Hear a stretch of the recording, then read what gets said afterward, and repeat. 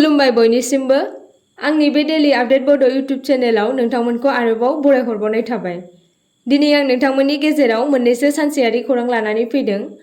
आं आसा खालामो नोंथांमोना भिडिअखौ जोबजासिम नायलांगोन आरो लोगोसे चेनेलखौ साबस्क्राइब खालामनानै लागोन। दिनैनि गिबिसिन खौराङाव दङ गोजौसिन बिजिरसालियाव गोदानै लेडि जास्टिसनि मुसुखाखौ बेखेवदों। भारताव न्यायखौ गोदानै ओंथि बेखेवनो थाखाय गोजौसिन बिजिरसालिया लेडि जास्टिसनि मोनसे गोदानै डिजाइन खालामजानाय मुसुखाखौ बेखेवदों। दोरोङारि सावगारिनिफ्राय जानगाराव थानानै गोदानै बेखेवनाय मुसुखायाव मख'जाथाव महरै मेगन होथेनाय गैयै जाय न्यायनि आथिखालनि ओंथि बेखेवनायनि फारसे मोनसे सोलायनायनि इसारा होयो। गोदान मुसुखानि मोनसे जुनिया महरै मख'जाथाव आखुथाया जादों लेडि जास्टिसनि आगसि आखायाव थुंग्रिखौ संबिजिरजों सोलायनाय। लेडि जास्टिसनिफ्राय मेगन खोबथेनायखौ बोखारनाया दोरोङारि सावगारि दिन्थिनायनिफ्राय मोनसे मख'जाथाव सोलायनायखौ दिन्थियो, जाय मेगन नुयैनि गेजेरजों नेवसिजानायखौ दिन्थियो। नैथि खौराङाव दङ हादरनि राजथावनि गोदान दिल्लीयाव बड'लेण्ड फेस्टिभेल खुंनो थाखाय साखाफारा जादों।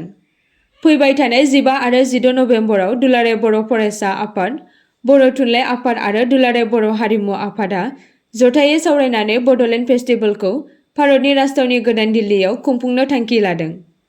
फैगौ 15 आरो 16 नभेम्बराव खुंजानो गोनां बड'लेण्ड फेस्टिभेलाव भारतनि गाहाय मन्थ्रि नरेन्द्र मदिखौ बाहागो लागोन होनना रोखा फोरमायथि होदों आरो एबसुनि आफादगिरि दिपेन बर'नि दैदेननायाव एबसु आरो बर' थुनलाइ आफादनि मोनसे थान्दै हान्जाया मैया फुंबिलिनि 9:30 रिंगायाव भारतनि ट्राइबेल मन्थ्रि मुश्री जुएल अराम बिथांखौ गोदान दिल्लीनि बिथांनि थाग्रा न'आव लोगो हमहैदों। फैगौ नभेम्बर दाननि 15 आरो 16 नभेम्बराव SAI Indira Gandhi stadium new दिल्लीयाव खुंजानो गोनां बड'लेण्ड महोत्सव हाबाफारिनि आलासि महरै बाहागो लानो थाखाय खावलायहैनाय जादों। खावलायनायखौ मान होनानै मानाव गेदेर मन्थ्रि बिथाङा 16 नभेम्बर खालारनि हाबाफारियाव बाहागो लाफैनो गनायथि होनायखौ एबसु बर' थुनलाइ आफाद, दुलाराय बर' हारिमु आफाद आरो हिन्दुस्ताननि साहित्य सभानि जानानै साबायखर होयो।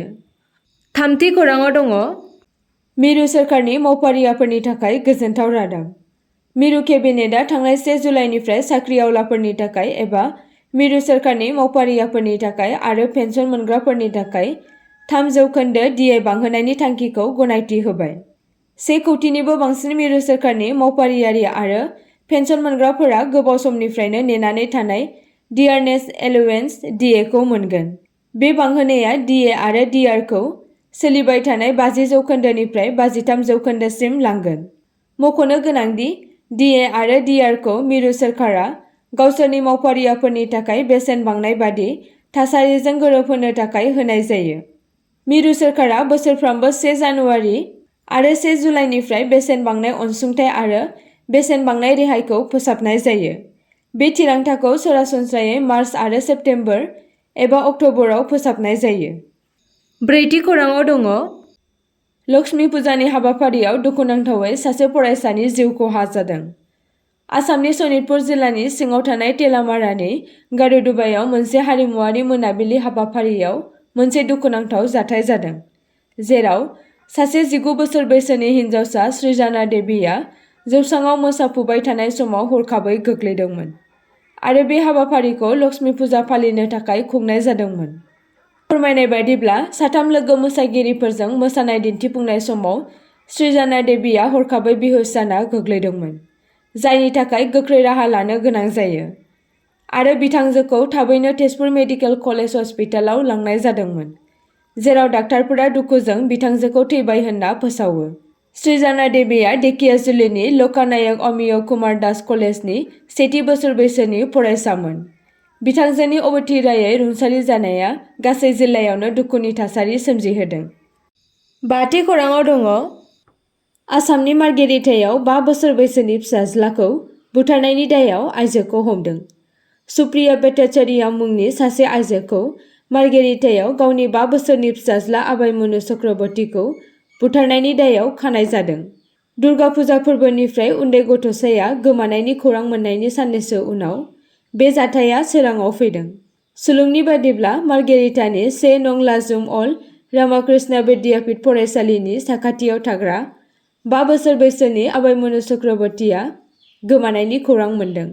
बिथांनि बिमाया मोनसे एफआइआर दाखिल खालामदोंमोन, जायनि जाहोनाव ओनसोलारि बिबानगिरिफोरा गथ'नि गोमानायनि सायाव नायबिजिरनो थाखाय थुलुंगा होदोंमोन। बबेखानि बे जाथाया थांनाय समबारखालि मोनसे बिखा खामथाव महरखौ लादोंमोन, जेब्ला आबायमनिनि जिउ गैयै गोथै सह'खौ बुरिदिहिं दैमानि रुगुङाव मोननाय जादोंमोन। हौवासानि थैनायनि फोरमायथिया पुलिसनि गोख्रों नायबिजिरनायखौ दैदेनदों, जायनि फिथाय महरै सुप्रिया भट्टाचार्यखौ सोंनाय-फिननायनि थाखाय हमनाय जादों। गावनि बिमाजों हौवासाखौ बुथारनायनि बावैसोनि थासारिया थागिरिफोरखौ रागा जोंहोदों। जेरै-मेरैनो नायबिजिरनाया जागायो आरो जायगानि थागिरिफोरा न्याय आरो जाथायनि सायाव मोजाङै नायबिजिरनो खावलायगासिनो दङ। द'थि खौरांआव दङ। करिमगन्ज जिल्लानि फाटारकान्दी बाइपासआव मोनसे दुखुनांथाव लामा जाब्रबथायाव सानै आसाम पुलिस बेटेलियननि जिउ खहा। सुलुंनि बायदिब्ला बे जाथाया बे समाव जादोंमोन जेब्ला पुलिस जवानफोरनि मटर साइकेलआ गंसे लामायाव दोननाय ट्राकजों सौग्रावदोंमोन, जाय फोरमायनाय बायदिब्ला जेबो उननि लाइटखौ फोजोङाजासे लाखिनानै दोननाय जादोंमोन। जिउ गोमानाय सुबुंफोरखौ फाटारकान्दीनि किलेराबां ओनसोलनि राहुल देब बर्मन आरो राताबारिनि डमसुरानि थागिरि भुदान बर्मन होनना सिनायथि होदों। सानैबो करिमगन्ज फारसे थांगासिनो दंमोन जेब्ला बिथांमोननि मटर साइकेलआ ट्राकजों सौग्रावदोंमोन, जाय लामा सेरनि खोमसियाव दोननाय जादोंमोन। नुगिरिफोरा बुंदोंमोन दि गारियाव जेबो वार्निं लाइट्स गैयैयाव सौग्रावनायनि जाहोन जानो हागौ। जायगानि थागिरिफोरा दाबि खालामो दि मोनायाव ट्राकफोरखौ रैखाथियै दोननाय बेफोरबायदि जाथायफोरा बाइपासआव गले-गले जाबाय थायो। रायजो-राजाफोरा बिबानगिरिफोरखौ आरोबाव दुखुनांथाव जाथायफोरखौ होबथानो थाखाय गोख्रोंसिन राहा लानो खावलायदों। स्निथि खौरांआव दङ। ट्रेनजों दावबायग्रा सुबुंफोरनि थाखाय मोनसे गोनांथार रादाब फोसावदों भारतीय रेलवे बिफानआ। ट्रेनजों दावबायग्राफोरनि थाखाय टिकेट कनफार्म जानायखौ बांद्राय सान नेनानै थानांला होनना फोरमायदों। भारतीय रेलवे बिफानआ फोरमायदों दि फैगौ 1 नबेम्बरनिफ्राय एडभान्स टिकेट रिजार्भेशन बुकिंनि गोदान नेमआ सोलिसिगोन। गोदान नेम बायदियै टिकेट बुकिंखौ 120 साननिफ्राय 60 सानसिम खमायनाय जाबाय। बेजों लोगोसेनो बुकिं खालामनाय टिकेटखौ केन्सेल खालामनो हानायनि राहाबो दं होनना फोरमायदों। मख'नो गोनांदि गोबाव समावनो रेल दावबायारिफोरा एडभान्स टिकेट रिजार्भेशन बुकिंखौ लानानै गोनो-गोथोआव जानानै थायो आरो गोजान जायगायाव थांनो ओंखारनाय दावबायारिफोरनि गेजेराव टिकेट कनफार्म जानायखौ लानानैबो गोनो-गोथो जायो। बेखौ नोजोर होनानै भारतीय रेलवेआ माखासे एडभान्स टिकेट रिजार्भेशननि नेमखान्थिखौ सोलायनानै दावबायारिफोरनि थाखाय सुबिदा खालामनानै होनाय जादों। दाइनथि खौरांआव दङ। सारअन्थाइ गोग्लैनानै गंसे नखरनि सानै आइजोफोरा जायगायावनो जिउ गोमादों। मध्य प्रदेशनि खरगन जिल्लायाव सारअन्थाइ गोग्लैनायनि जाहोनाव गंसे नखरनि सानै आइजोफोरा जायगायावनो जिउ गोमायो। सासे सुबुंनि सानै बिसिनि मोदोमाव सारअन्थाइ गोग्लैनायनि जाहोनाव सानैबो जिउ खहा जायो। बे जाथाया मध्य प्रदेश खरगन जिल्लानिफ्राय 70 किल'मिटारफ्राम गोजानाव जिरिनिया ओनसोलाव जादोंमोन। महाराष्ट्रनि सिमाजों नांजाबनाय रुन्दा गामियाव अखा हाबाय थानाय समाव 40 बोसोर बैसोनि रिसिलानि बिसि जिखा बाई, 35 बोसोर बैसोनि आइजो आरो नैथि बिसि सुकुमा बाई, 36 बोसोर बैसोनि आइजोफोरा सिथ्लायाव गसंना दंमोन।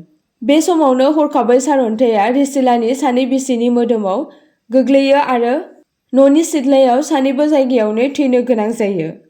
फोरमायनाय बायदिब्ला सुकुमा बाईहा सानै हौवासा आरो सानै हिनजावसा फिसाफोर दंमोन आरो जिखा बाईहा गथ'फोर गैयामोन होनना फोरमायदों। बे जाथायनि सायाव खौरां मोननानै पुलिसआ जाथायसालिसिम सौहैयो आरो लोगोसे आइजोफोरनि गोथै सह'खौ पुलिसआ पस्टमर्टम आनजादनि थाखाय लानानै थाङो आरो उनाव पस्टमर्टम आनजाद खालामखांनायनि उनाव बिसोरनि नखरनो गथायना होनाय जादोंमोन। आसा खालामो नोंथांमोना भिडिअखौ नायनानै मोजां मोनगोन आरो चेनेलखौ लाइक आरो साबस्क्राइब खालामनानै लागोन।